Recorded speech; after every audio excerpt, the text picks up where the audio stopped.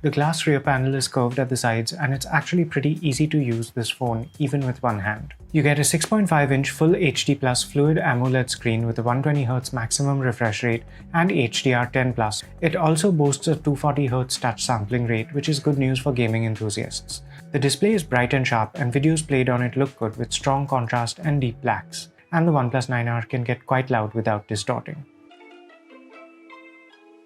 Under the hood, you have a Qualcomm Snapdragon 870 SoC paired with either 8GB of RAM and 128GB of storage, or 12GB of RAM and 256GB of storage.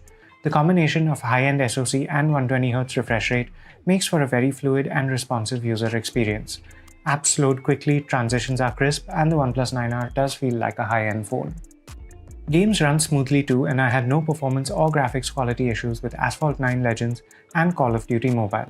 In terms of battery power, you get a 4500 mAh capacity. The OnePlus 9R does support 65W fast charging. The OnePlus 9R managed to last through a full day of use with the refresh rate set to 120Hz. You should be able to play games and stream movies for a few hours each day without worrying about battery life.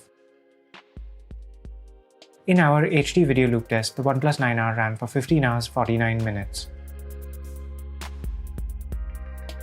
It takes about 30 minutes to reach 64% and about 50 minutes to reach 100% using the bundled charger and without turning the phone on.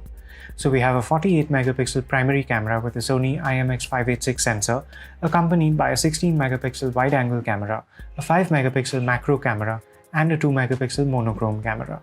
Daytime shots were crisp and detailed with good exposure metering for the most part. The phone is quick to lock focus and you can get some dramatic background blurring in close-ups. The wide-angle camera captures a very wide field of view, portrait mode manages very good results, and the macro camera also produces very usable shots. At night, a lot depends on how much light there is around you, and nightscape mode can make a dramatic difference. Daytime selfies turned out okay with decent skin tone reproduction. Portraits did have decent edge detection. Video performance was good in the daytime, and 4K wide-angle video is also possible. You can switch between the primary and wide-angle camera in the middle of recordings. Stabilization is decent at 1080p. Colors and the level of detail are decent overall.